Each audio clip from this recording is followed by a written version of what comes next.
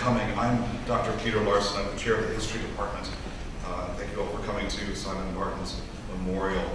Before we get started, first I would like to thank the UCF Jazz Workshop for playing. Simon was an avid jazz fan, and so we thought that'd be a fitting music to have here today. So thank you to the Jazz Workshop.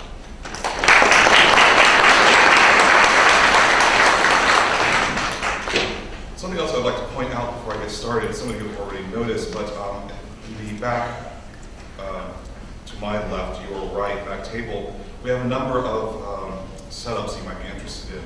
One is a chance to sign up to be an organ donor. Professor Barton was an organ donor himself, and so we again thought that would be fitting to have here today.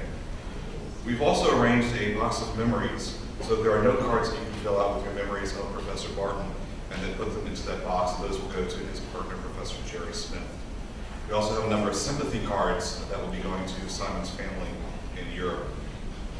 Finally, we've established a scholarship in Professor Barton's honor because he's so interested in student learning, student research. And so we have donation forms in the back in case you're interested in donating to that. I have the pleasure of being Simon's supervisor for his year at UCF. Because of that, we didn't get to chat much about medieval history, even though I do medieval England and he did medieval Spain. Most of what we talked about was on the business of teaching at an American university or acculturating to American society. And so there'll be others with more in-depth information than I do. But those conversations with Simon were revealing in their own way, because it was very clear that Simon was very happy here at UCF. He was eternally cheerful and optimistic, even when he was dealing with the Byzantine bureaucratic procedures that we're all familiar with. He was also incredibly impressed by his students here. In fact, I remember once last spring him remarking that one of the papers he had read in a Crusades class was one of the best student papers that he'd ever read anywhere. I'd like to give you just a brief overview of Professor Barton's curriculum vitae to start today. Simon graduated from the University of Wales, Aberystwyth in 1983 with an honors BA in history. He then went on to the University of York to pursue his postgraduate studies with the renowned Iberian and Illicit scholar Richard Fletcher. Simon took his DPhil in 1990. After leaving York, he had a 3-year postdoctoral fellowship at Cambridge University and then went on to join the Department of Hispanic Studies at the University of Exeter. In 2006, he joined the Department of History at Exeter, where he remained until he came to Orlando last year. While he was at Exeter, Simon twice led the Center of Medieval Studies, first as its co-director from 2001 to 2004, and then as its director from 2010 to 2012. He also served his field, being the president of the Society for the Medieval Mediterranean for the past several years, as well as a counselor of the Royal Historical Society from 2008 to 2012. Simon's research focus was the politics, society, and culture of medieval Iberia.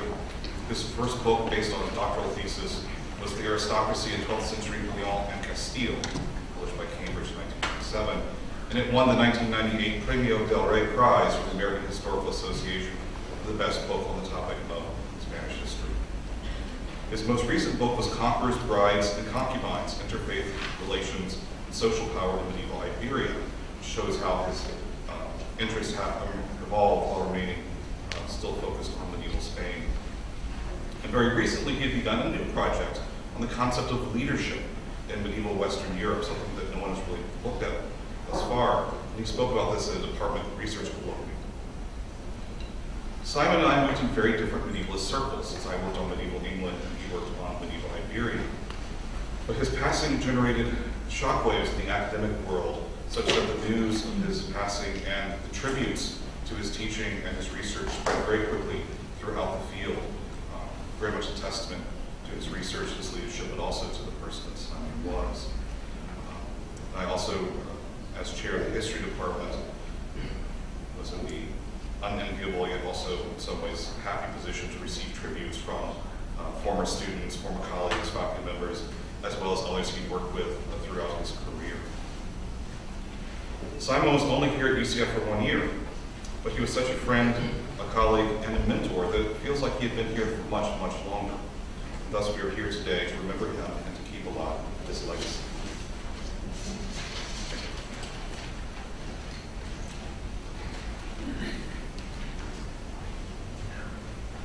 Hello, I'm Barbara Gannon, and we're his colleagues. Simon, Simon, Simon. This is a heck of a way to get out of the faculty.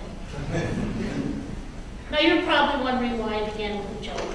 Mainly because Simon was really funny. In fact, I guess maybe he would prefer witty. I guess that's what.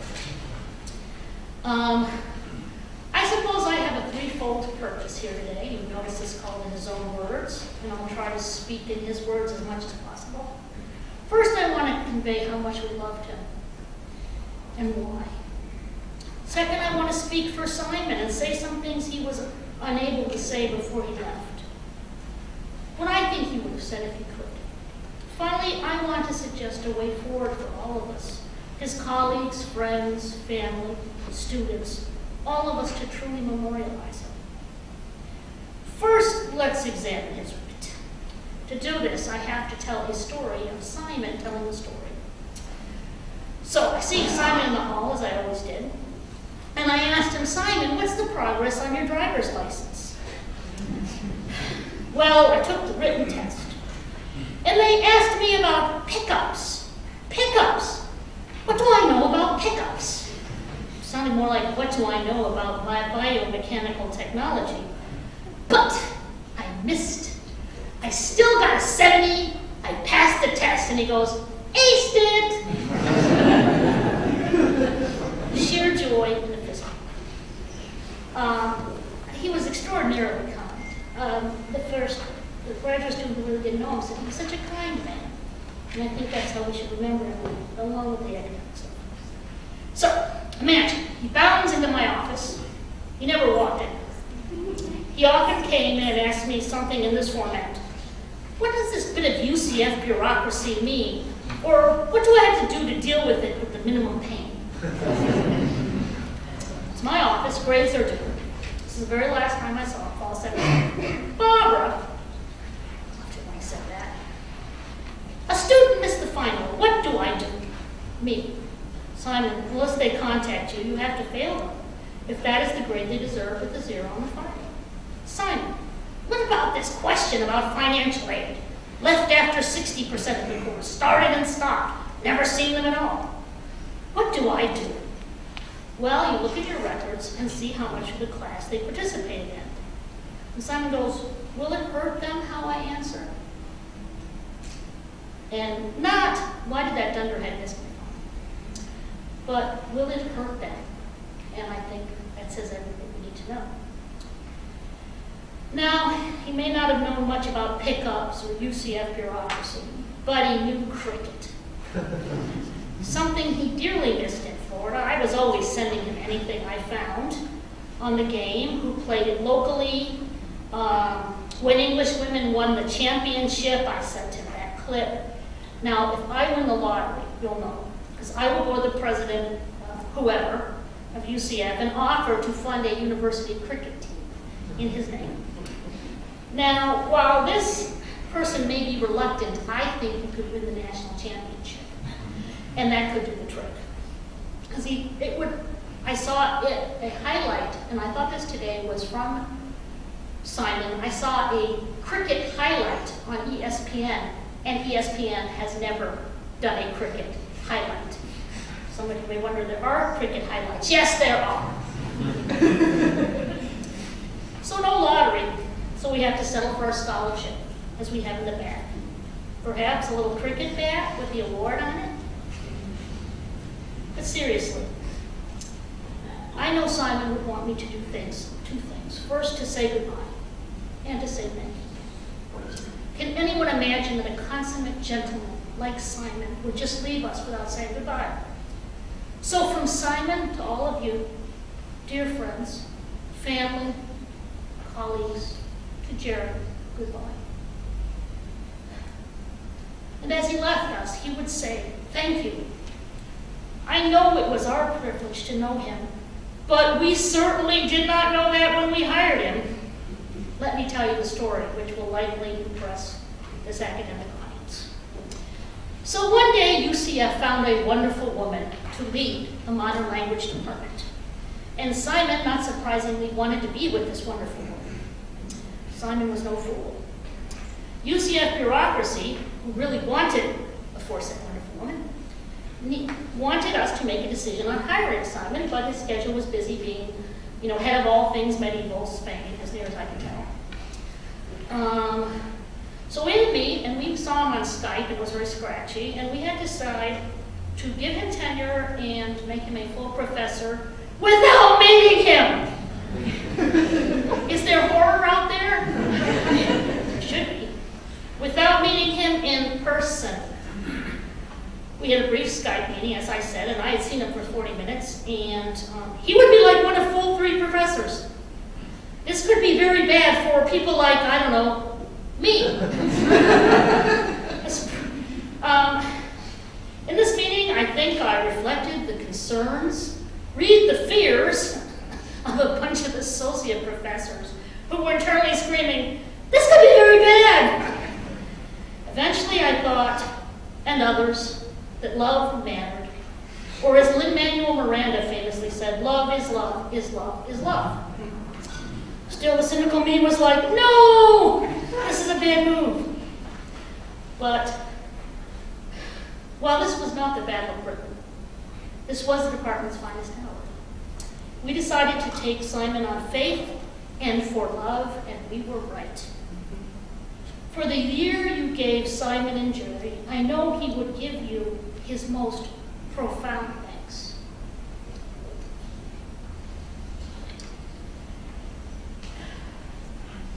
As we each in our own way say goodbye to Simon, let me also use Simon's words to describe Simon.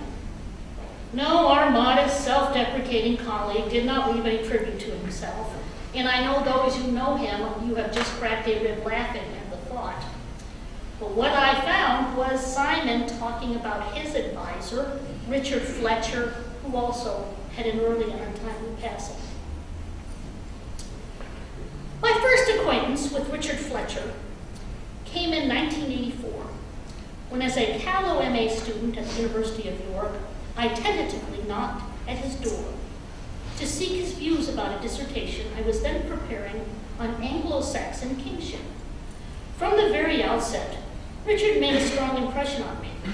I was struck by the courteous manner with which he responded to my naive questioning, grateful for the sage advice he generously bestowed, and simultaneously transfixed by his Herculean, albeit ultimately unsuccessful efforts to keep his pipe alight while he talked. In subsequent conversations, it was Richard who opened my eyes to the exciting possibilities that medieval Spanish history offered to the sufficiently intrepid, and 2 years later I returned to York to begin doctoral research under his supervision. Supervisory meetings with Richard often took place in a York pub, a practice that would doubtless be frowned upon by university quality assurance inquisitors today. But whatever the setting, he was a constant source of advice, ideas, and friendly encouragement. In later years, once the thesis had been safely put to bed, and I had begun my first faltering steps in the academic profession, I came to know Richard in another guise, that of stalwart colleague, ally, and collaborator. How could it have possibly been otherwise with Richard? The only difficulty, as far as I was concerned, was keeping up. Richard worked prodigiously hard, and when the bit was between his teeth, he moved at a cracking pace. This volume, and it was for his advisor, is intended as a commemoration of Richard's career and his remarkable contribution to our understanding of the medieval world. We dedicate this work to Richard's memory with thanks, admiration, and considerable affection, wholly mindful of the fact that both personally and professionally, we are deeply fortunate to have known him.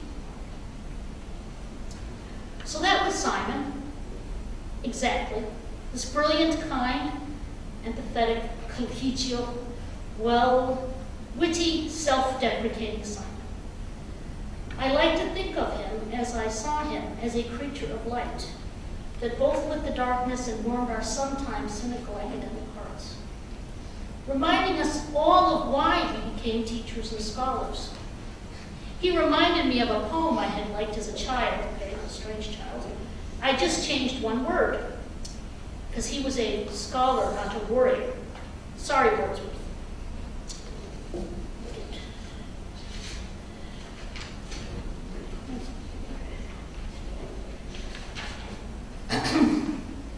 Who is the happy scholar? Who is he that every man in books should wish to be?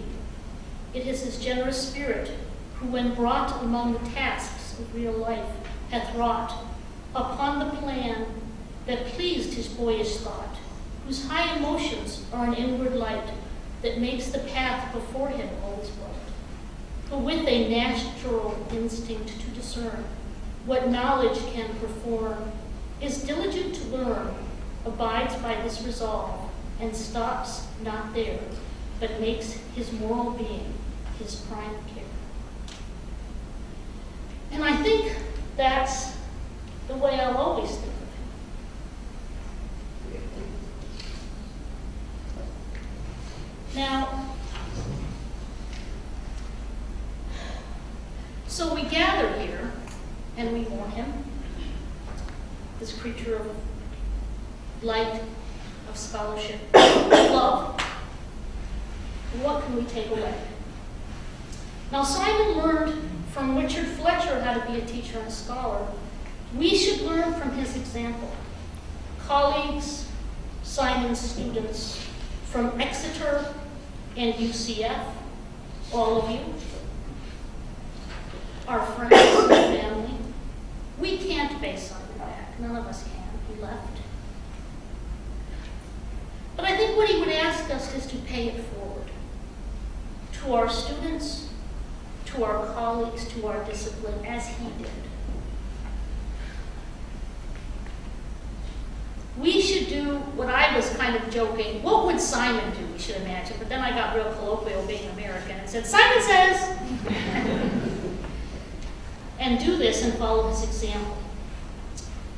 Now, when I was thinking about Simon, I don't have a Spanish poem. Up next, Simon. Don't worry. I remembered something written about Peru. And it's about the sudden death, an inexplicable passing of a group of people. We ourselves shall be loved for a while and forgotten, but the love will have been enough. All those impulses of love return to the love that made them. Even memory is not necessary for love. There is the land of the living and a land of the dead. And the bridge is love, the only survival, the only meaning. As I thought when I voted for Simon, it's about love for our students, colleagues, and discipline. Thank you, Simon, for this, for your last lesson. Goodbye, Simon.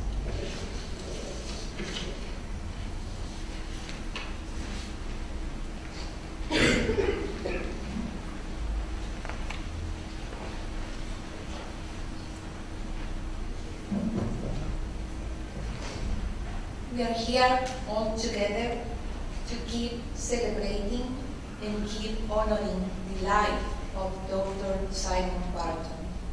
I'm going to share with you a piece that put together two subjects that validates the importance of his presence and contributions to the academia. And I'm going to read the poem in Spanish, a language that it was so close to his heart.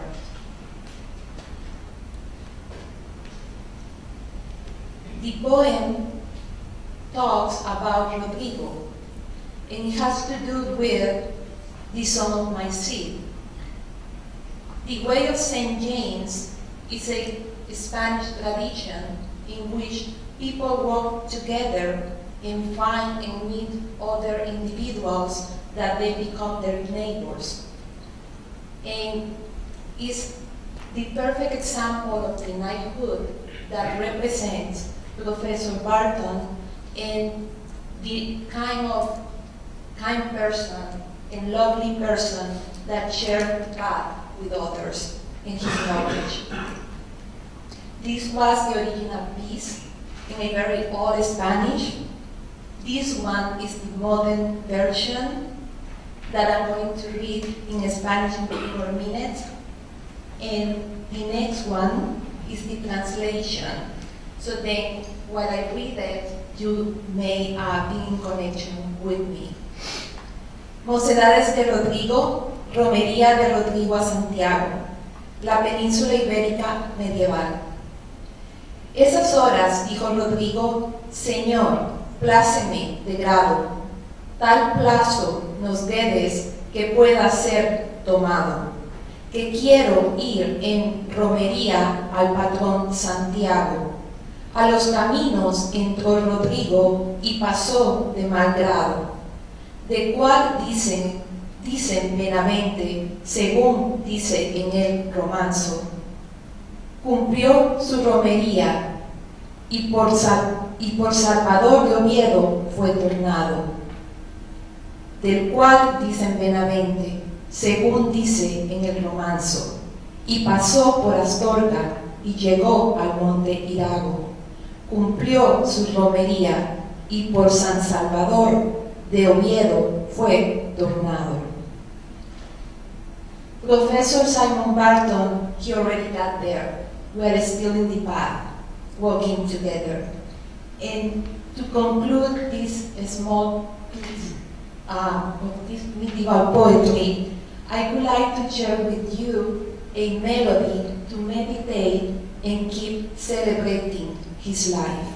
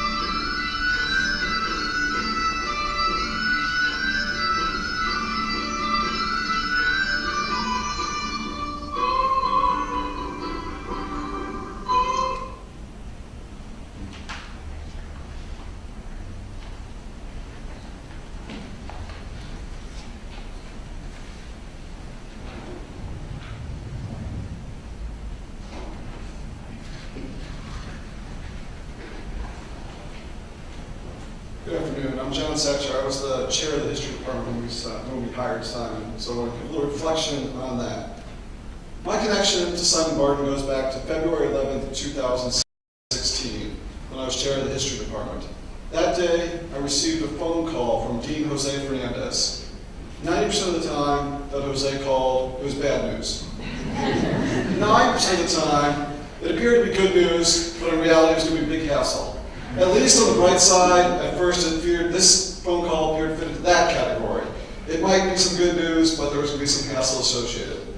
The dean told me that the new chair of modern languages, Jerry Smith, had, in the words of UCF, a trailing partner, Simon Barton, who was a historian eager to join our department, or at least eager to join Jerry at UCF. The timing was not great. Jose and I had already worked through 2 unsuccessful partner hires that semester. Our department was hiring 7 faculty that semester. In reality, in our department, sort of as Barbara described earlier, search fatigue had set in that semester. Yet almost from the very start, it was clear that Simon was different. He was going to fit into the rare 1% of the time that the dean's phone call produced very good news with no strings attached, no bad effects whatsoever. First, Simon's academic credentials were superb. I received his CV that same day and forwarded it to several of my colleagues. Their consensus was the same as mine. He would step into our department and immediately be one of the top, if not the top, history scholar at UCF. Second, despite his accomplishments, multiple books, multiple articles, a great job at Exeter, there was nothing prima donna about Simon whatsoever. When we requested a Skype interview, he obliged. When we needed paperwork signed, he signed it. When we wanted his transcript from his undergraduate years, he sent it to us. When he visited campus, he was genuinely interested in what we were doing as a department. By our first email exchange, he had already researched us enough to even suggest some people in the department that he could collaborate with. He even requested and read our department faculty guidebook, a feat that few other members of the department ever accomplished. Third, he was very accommodating with what was clearly going to be an incredible change in his life. As that spring and summer continued, I got periodic emails from Simon. What was healthcare like? Did we have pensions? How big were classes? What side of the road did we drive on? As I pondered these interactions, I really thought what an incredible change this was going to be. A change I don't think I could ever make. Here was a man in his 50s was going to move into a completely new culture, completely new surroundings. And he took it so easily. Everything seemed to be just fine, whatever our answers were to him. When he arrived to start his job in January 2017, he was still a bit of a wild card. One can imagine him cynically approaching UCF as not up to Exeter standards. Or one can imagine him as a colleague who simply retreated into his office with his vast experience, his vast research agenda, and his view of a vast construction site. In short, he could have been a colleague who was a member of our department, but not part of the department. That, however, was not Simon. He was indeed the 1%, a humble star. It is a great compliment to say that he approached the department with the enthusiasm of a PhD getting his first job. He attended department events, work or social, actively participated in department meetings, willingly joined in the heavy lifting required of all faculty, did not complain, and when he had a problem, he just asked question after question after question, and whatever the answer was, he rolled with it. And he did all of this with a smile on his face. In an age where it might be trite to say that someone is a gentleman and a scholar, we quickly learned that was truly an apt description for Simon. When we hired him, I had to contact his references, another good UCF thing. This is what I got back.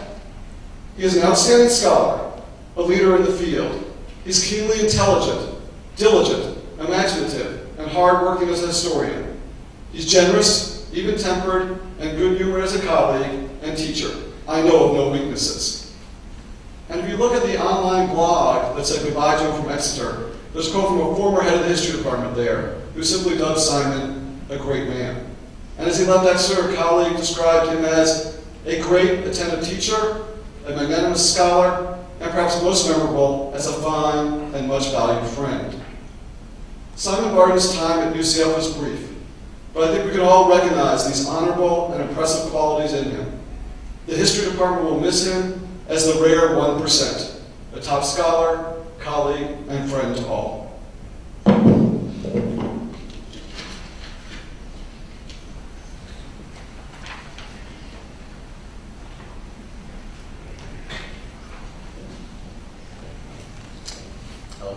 My name is Walter. I'm a history graduate student here. And life's twists and turns are kind of funny. I came here in 2005 to study Crusader history. That's what I came to university for. Somewhere along the way, I joined the Army and became a classicist, and didn't actually get a chance to take that Crusader course until January 9th, 2017. Now, I wasn't really looking forward to this class because I had just been accepted to graduate school, so I was bumping up the difficulty level. Nobody really knew anything from the professor, and right before the class started, I heard, well, he's really smart. So I was a little nervous going in. It was a Monday night class, and if nothing else, to talk about Dr. Barton, he made Mondays enjoyable. Because by the end of that class, my anxiety had melted away. I look forward to Mondays. I look forward to the class with Dr. Barton. We worked well together. I worked well for him, I suppose. As I took his seminar, he gave me the opportunity to teach a class. And he let me teach a class on the Crusades and the Spanish Middle Ages. And he gave me plenty of help. I wasn't going solely alone, but he accomplished one of my dreams, that whenever I came here, I had said I want to teach on the Crusades. And despite how things have turned out, he made one of my dreams become accomplished, handwritten. But I remember teaching that class, and I noticed a lot of people didn't seem happy that I was there. And I've taught courses before that, actually, and a lot of students will be indifferent or just there to get through the class.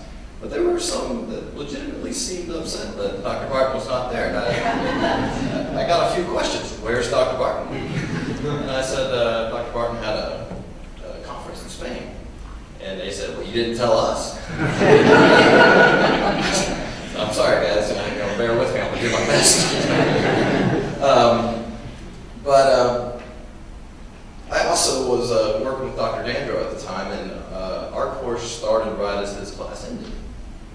And between being a historian and learning analytical study and being a military guy, so I just kind of pick up and watch situations. I noticed that every time the class would end, there'd be 3 to 4 people waiting to talk to him. Every time. Now, this may not be, that unusual until I started overhearing conversations, because I'm actually naturally nosy as well. And it wasn't the usual fare. It wasn't a, how do I get my C to a B? It wasn't, how do I do better on this exam? It wasn't, hey, is there any extra credit? They were engaging the source material. They were engaging with Dr. Barton, whether it be professional development, whether it be whatever the class was that day. They wanted more. He was, reaching out to those students. And he never cut them off. If Dr. Dandro's class would start, he would just move them out to the hallway. If it was a particularly deep issue, come on, we'll head to my office and we'll talk about it. And in multiple languages he taught students. It was so beautiful that he could inspire that way.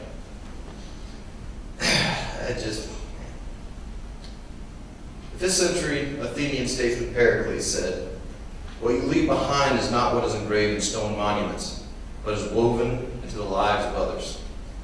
Dr. Barton has his monuments in his publications, his body of work. But what stands out even brighter than his work is his ability to inspire, his kindness, and his good nature. If I can accomplish a portion of his professional accomplishments, I'll consider myself pretty successful. But if I can be remembered as a fraction of the person Dr. Barton was, I think that would be truly special. Thank you.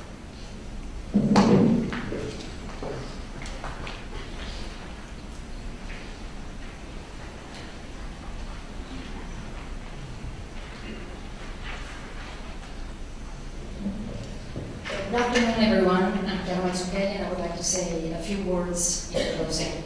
So first of all, like everyone else, we, faculty and staff members of the Department of Modern Languages and Literatures, were shocked and terribly saddened by the news of Simon's untimely passing. Because during his all too brief time at UCF, Simon had impressed us all with his kindness, his gentle manners, and his great sense of humor. So I've been asked to say something on behalf of Simon's family, particularly his 2 sisters, Fiona and Roz, who live in the UK. So here is their message.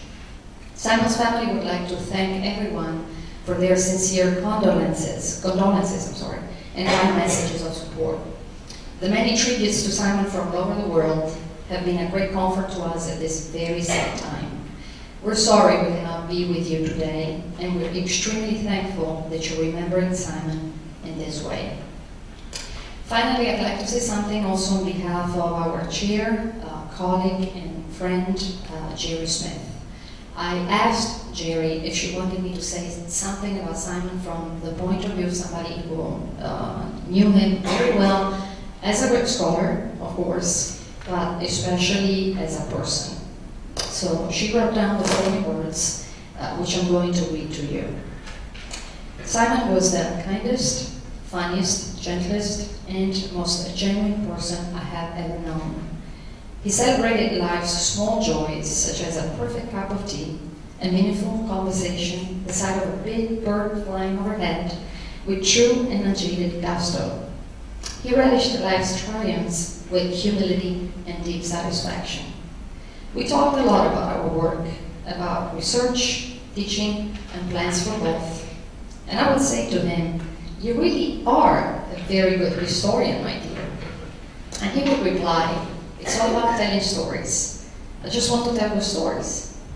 He told good stories, and he told them well. I want his UCF colleagues to know how much he appreciated you. He was very happy as part of your team.